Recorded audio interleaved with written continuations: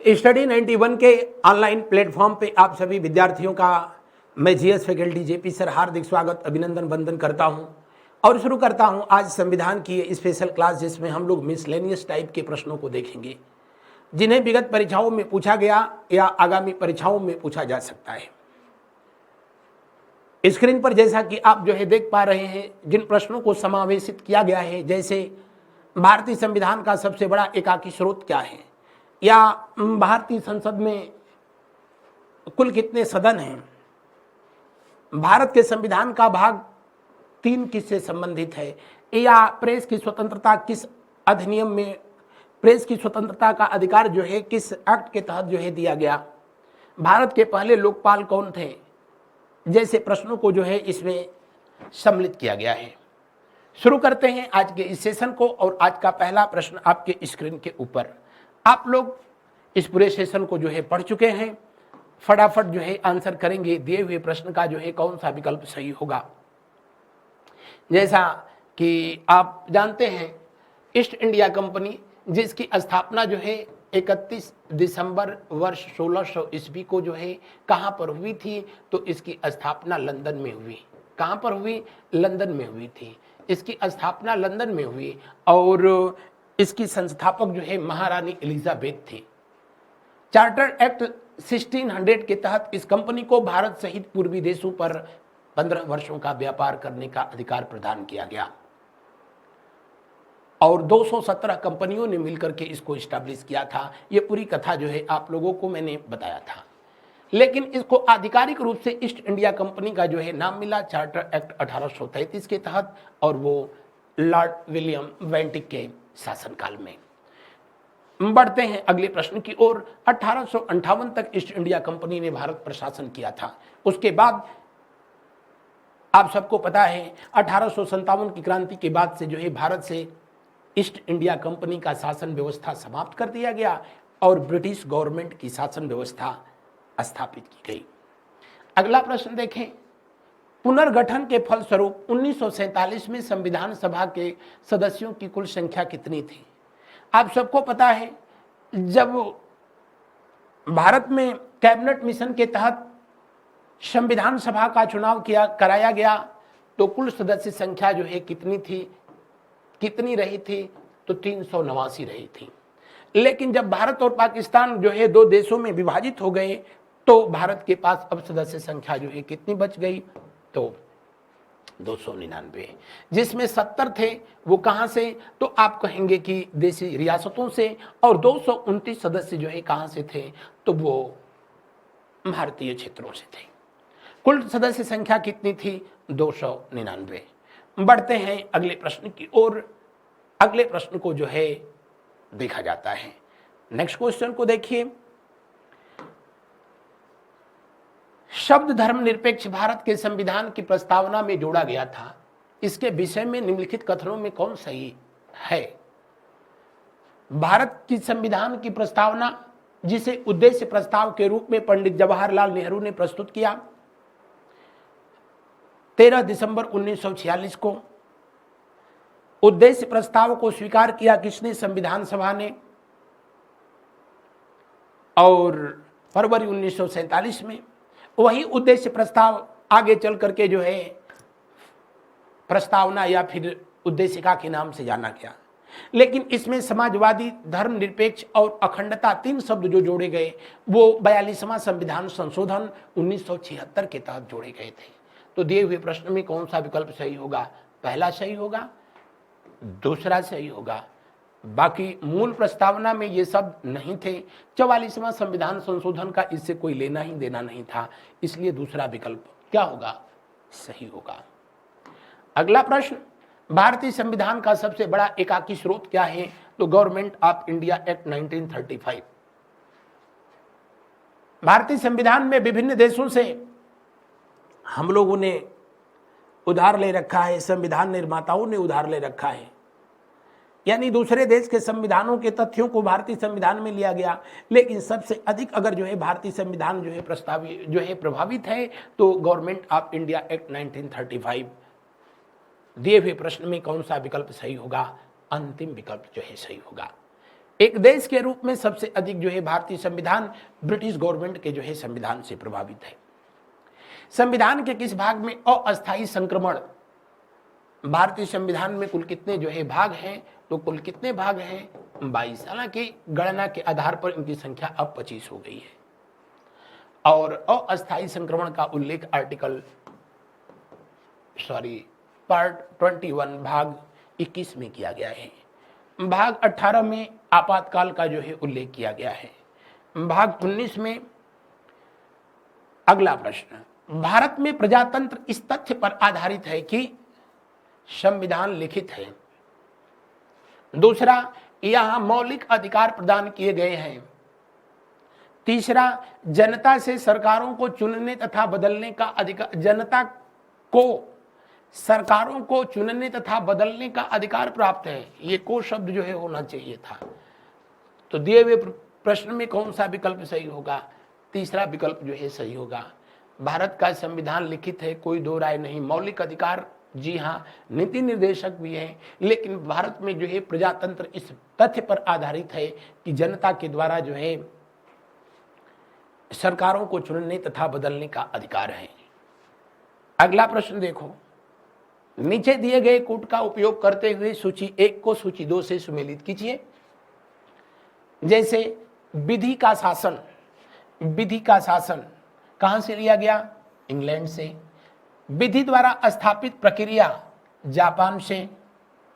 राष्ट्रपति के विचारार्थ राज्यपाल द्वारा विधेयक सुरक्षित रखना, कनाडा से।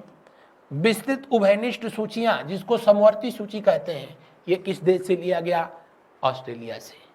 किस देश से? ऑस्ट्रेलिया से। तो कौन सा जो ये विकल्प सही होगा? जी हाँ, डी का पहला। और डी का पहला बस एक ही जगह दिया है, किसी से भी जो है आप देख सकते हैं। भारत के संविधान का भाग 3 किससे संबंध है? तो भाग 3, भारतीय संविधान का भाग 3 जो है किससे संबंधित है? फंडामेंटल राइट से संबंधित है।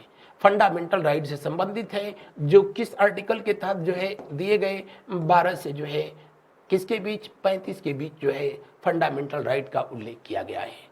और दिए हुए प्रश्न में कौन सा विकल्प सही होगा? दिए हुए प्रश्न में जी हाँ, तीसरा विकल्प जो है सही होगा। तीसरा विकल्प सही होगा, मूल अधिकारों से जो है संबंधित है। भाग 4 किससे संबंधित है? डीपीएसपी से संबंधित है। 4A किससे संबंधित है? आपके फंडामेंटल ड्यूटी से संबंधित है। बढ़ते हैं अगले प्रश्न की ओर। अगले प्रश्न को जो है हम लोग देखते हैं। इसका उल्लेख किसमें किया गया? 4 में। इसका उल्लेख किसमें किया गया? भाग 4 में किया गया। नागरिकता का उल्लेख भाग 2 में किया गया। अगला प्रश्न, प्रेस की स्वतंत्रता किस अधिकार में निहित है? हमारे फंडामेंटल राइट में आर्टिकल 19 में स्वतंत्रता के अधिकार दिए गए, लेकिन लिखित रूप से कहीं प्रेस की स्वतंत्रता की बात नहीं कही गई। फिर भी आर्टिकल 19(1)(a) के तहत जो है प्रेस की स्वतंत्रता जो है दी गई है। किस में जो है दिया गया है? तो किस में दिया गया है? जी हाँ। अगला प्रश्न देखिए, नेक्स्ट प्रश्न। वैसे भी आर्टिकल 19 में अनुच्छेद 19 में भी कुल 7 प्रकार की जो है स्वतंत्रताओं का उल्लेख किया गया था, लेकिन 44वां संविधान संशोधन 1978 के तहत जो है वहां से भी 19(1)(च) से हटा दिया गया। किसको? संपत्ति अर्जन के अधिकार को। अगला प्रश्न, भारतीय संविधान में राज्य के नीति निदेशक तत्व ग्रहण किए गए हैं। कहां से नीति निदेशक जो है लिए गए हैं? आयरलैंड से लिए गए हैं। भाग 4 में 36-51 के बीच दिए गए हैं। अगला प्रश्न, लेकिन अगर पूछे कि आयरलैंड ने किस देश से लिया गया है, तो आयरलैंड ने डीपीएसपी को यानी नीति निदेशक तत्वों को स्पेन के संविधान से लिया था। अगला प्रश्न, भारतीय संसद के कितने सदन हैं? 2 सदन हैं, एक उच्च सदन, एक निम्न सदन। लेकिन कितने अंग हैं? तो कहेंगे कि 3, लोकसभा, राज्यसभा, राष्ट्रपति। भारतीय संसद के कितने अंग? 3, लेकिन सदन कितने? 2, उच्च सदन, निम्न सदन। अगला प्रश्न, भारत के राष्ट्रपति के लिए आवश्यक योग्यता नहीं है। भारत के राष्ट्रपति की योग्यता आप सबको पता है किस आर्टिकल में लिखी गई है? आर्टिकल 58 में इनके क्वालिफिकेशन को दिया गया है। भारत का नागरिक हो, न्यूनतम उम्र 35 वर्ष से अधिक हो, उसमें लोकसभा सदस्य बनने की निर्धारित योग्यता हो, बिल्कुल सही है। वह संसद के किसी सदन का सदस्य हो, ये गलत है। यानी राष्ट्रपति के लिए आवश्यक ये योग्यता नहीं है, बल्कि वो संसद का सदस्य है तो राष्ट्रपति का चुनाव लड़ने से पहले ही या तो त्याग पत्र दे, या जैसे ही राष्ट्रपति को जो है राष्ट्रपति के रूप में चुन लिया जाएगा तो उसको संसद सदस्य के रूप में जो है अपना पद खाली करना पड़ेगा। अगला प्रश्न, भारत के राष्ट्रपति को यह अधिकार प्राप्त नहीं है कि वह क्षमा प्रदान करे। बिल्कुल प्राप्त है भाई, आर्टिकल 72 इसी से तो संबंधित है। न्यायालय के न्यायाधीश को जो है हटाए, आपातकाल की घोषणा जो है ये कर सकता है, बिल्कुल आर्टिकल 352 में जो है यही प्रावधान किया गया है। 356 जो है यही स्थिति है। 360 अध्यादेश जारी करे, आर्टिकल 123 के तहत ये आर्टिकल जो है अध्यादेश जारी करता है। लेकिन न्यायालय के न्यायाधीश को हटाने की जो है पावर इनके पास नहीं है, बल्कि जो है महाभियोग जैसी प्रक्रिया के तहत संसद के द्वारा ही उसको हटाया जा सकता है। अगला प्रश्न, उपराष्ट्रपति पद के उम्मीदवार के नामांकन को निर्वाचन मंडल कम से कम कितने सदस्यों के द्वारा प्रस्तावित करना आवश्यक होता है? मूल संविधान में तो ये सिर्फ 10 था। राष्ट्रपति चुनाव में अब इसको बढ़ा करके जो है 1997 से 50 कर दिया गया। लेकिन उपराष्ट्रपति के लिए जो है, राष्ट्रपति के लिए जो है कितना है?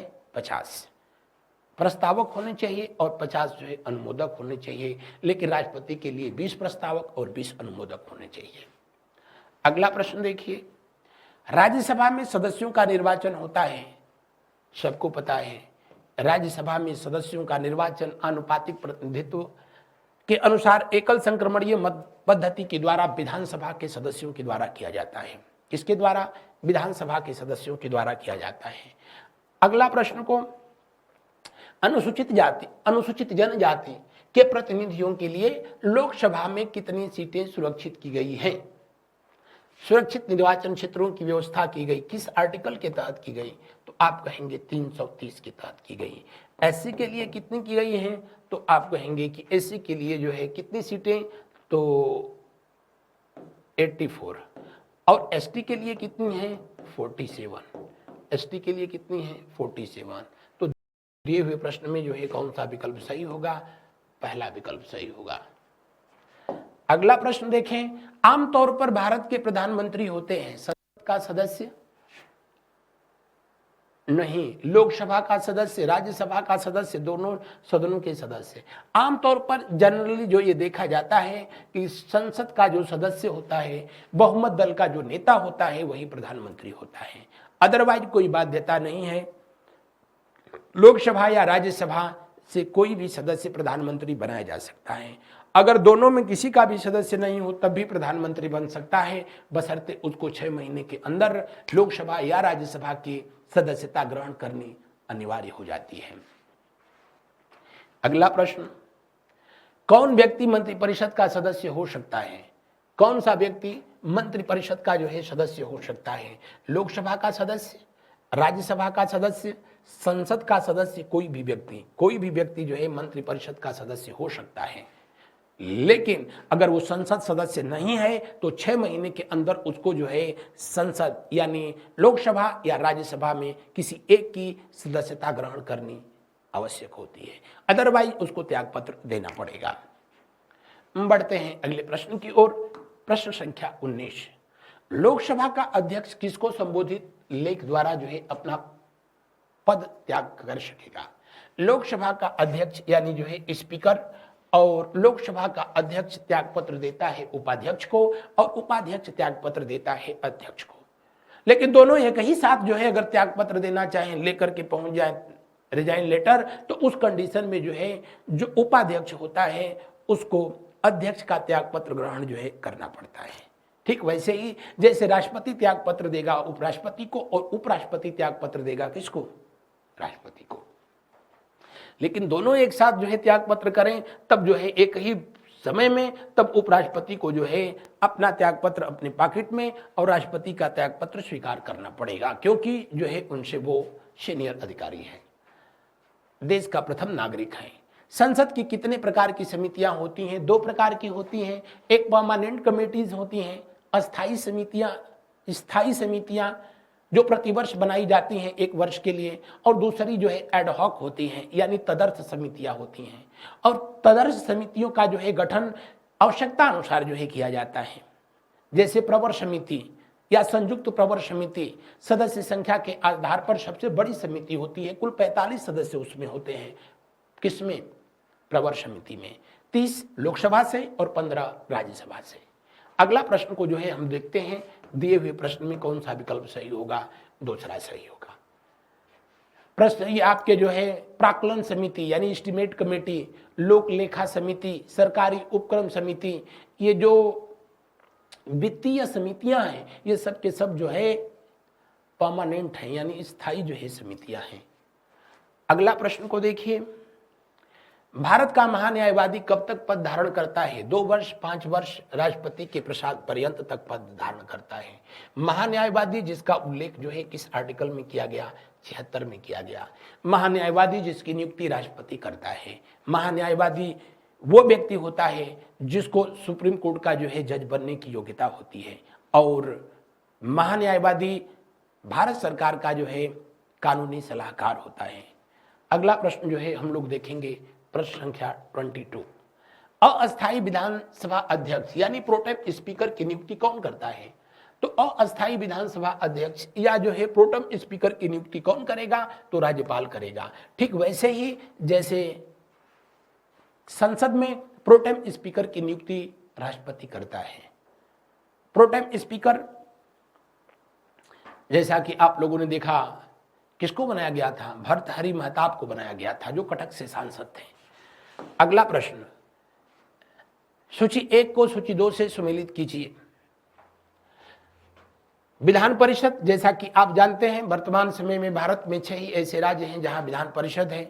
उत्तर प्रदेश, बिहार, आंध्र प्रदेश, तेलंगाना, महाराष्ट्र और कर्नाटका।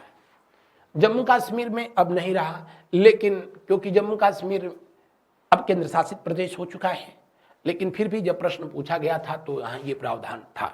उत्तर प्रदेश में इतने, महाराष्ट्र में इतने, कर्नाटका में इतने, बिहार में इतने, करीब 50-55 के आसपास जो है तेलंगाना में भी है।